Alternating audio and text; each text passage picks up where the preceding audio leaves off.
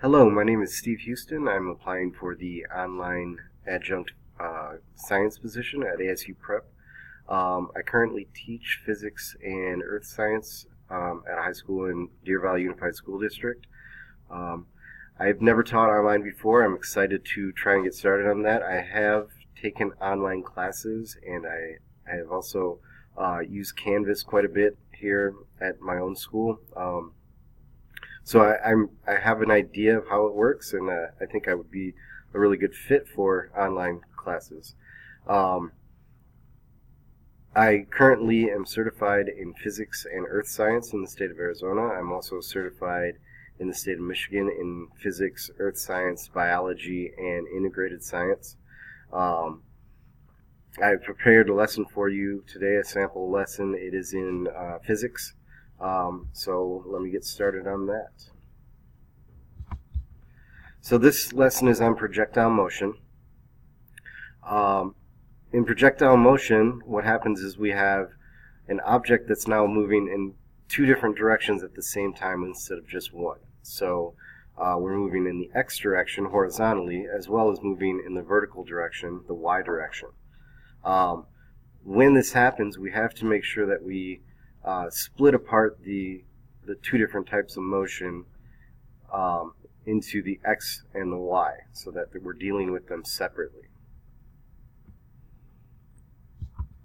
So in the x direction, there is no acceleration. It's the object constantly or moves at a constant velocity the entire time. So for the x direction, we're going to go back to the equations that we used when we talked about constant velocity, and that is velocity equals displacement over time, and displacement equals velocity times time. In the y direction, it's the same as free fall. So when something's falling, it's constantly accelerating. So that's what's happening in the y direction for a projectile. So we have it going in the x direction at constant velocity, and then we have it going in the y direction while it's accelerating due to gravity. So for the y direction, we're going to go back to the equations that we used when we dealt with a constant acceleration, and those are velocity squared equals velocity initial squared plus 2 times acceleration times our change in y.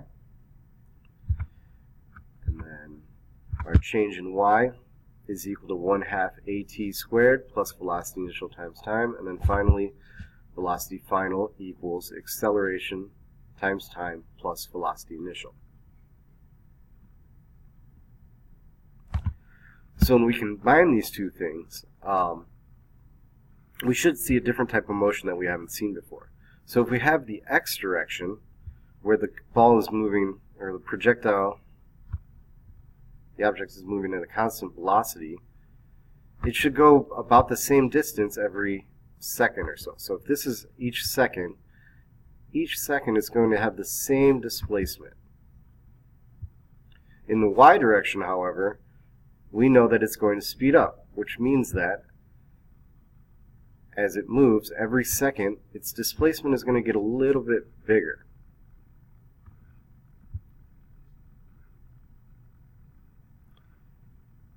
So the y direction would represent free fall. The x direction is representing constant velocity. With projectile motion, both these things are happening at the same time. So we're moving at a constant velocity, and then we also have this free fall. So our projectile would be here. After the second, we would have the x motion, also the y motion. So our projectile would be here. And then after the third second, we have our x velocity again, but we also still have the y motion. And so our projectile would be there. And so you can see the path that it takes. It makes a parabola. So the path of a projectile is a parabola because you're combining the x motion with the y motion. Both of these things are happening at the same time. Now, I said that you had to keep the x and y separate. So we can't do calculations in the y direction with variables from the x direction, with one exception, and that exception is time. Time is the only piece of information that will be the same in both the x and y direction, because the time that it takes to move in the x direction is the same amount of time that it took for it to fall. Those two things are happening at the same time. So we're combining those two types of motion, and they're happening at the same time. So time will be the same for both your x and your y direction. Okay, let's do an example problem. In this problem, it says Superman is flying with a train horizontally at a velocity of 35 meters per second and a height of 120 meters, when all of a sudden he drops the train in an attempt to hit the evildoers below. How long does it take for the train to hit the ground, and how far horizontally does the train travel? So first we have to look at our givens. And when we do the givens for projectile motion, we're going to split them up in this x and y chart here. So we want to put our x givens over here, and we want to put our y givens over here. So in the x direction, it says that he's flying horizontally with a velocity of 35 meters per second. So that's our x velocity. And that's about all we know in the x direction at this point. Which is fine though, because we can use the y direction to figure some other things out. So in the y direction, it says that he's at a height of 120 meters. So that's going to be our displacement in the y. Now notice here that the displacement is negative, and that's because it's falling downward. So remember, negative is only a direction, and in physics we call down the negative direction. So it's falling down. And that's about all that's given to us in the problem for the y direction. However, we can assume a few things in the y direction. Like one would be gravity. Gravity causes an acceleration of negative 9 meters per second squared. Again, negative because it's in the downward direction. But also, since he's dropping it, we can assume that the initial velocity in the y direction is 0. It's not moving up or down at this point. So we have a bunch of givens in the y and one thing in the x. The first part of the question says, how long does it take to hit the ground? So looking at the x direction, we don't have enough to figure that out. But if we look at the y direction, there's enough information here that we could calculate the time that it took for him to hit the ground. So for part A, we're going to use the equation delta y equals 1/2 at squared. And so in this equation, we have delta y, we have the acceleration, we're looking for time, and we have the initial velocity. Now normally this one would be kind of tricky to figure out time with because you have time and time squared.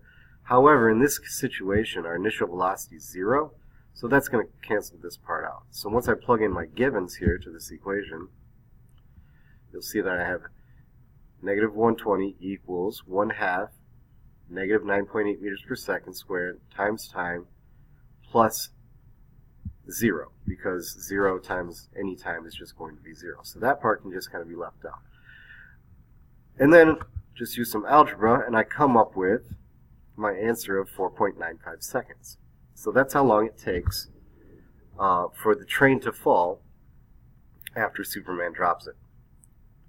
Now, I said that time was the same. Time's always going to be the same in both directions. So once I find my time in the y direction, that's also my time in the x direction. So I can put that here or here because that's the same for both of them.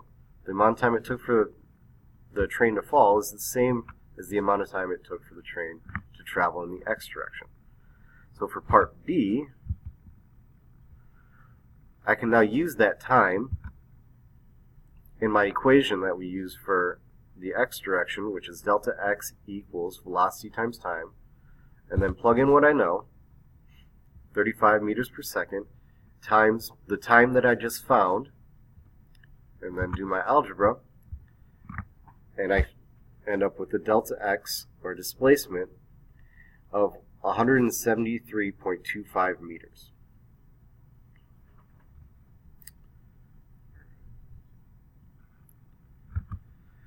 Alright, so that's my sample lesson. I hope you enjoyed it. I really appreciate the opportunity that you have given me, and I hope to hear from you soon. Thank you.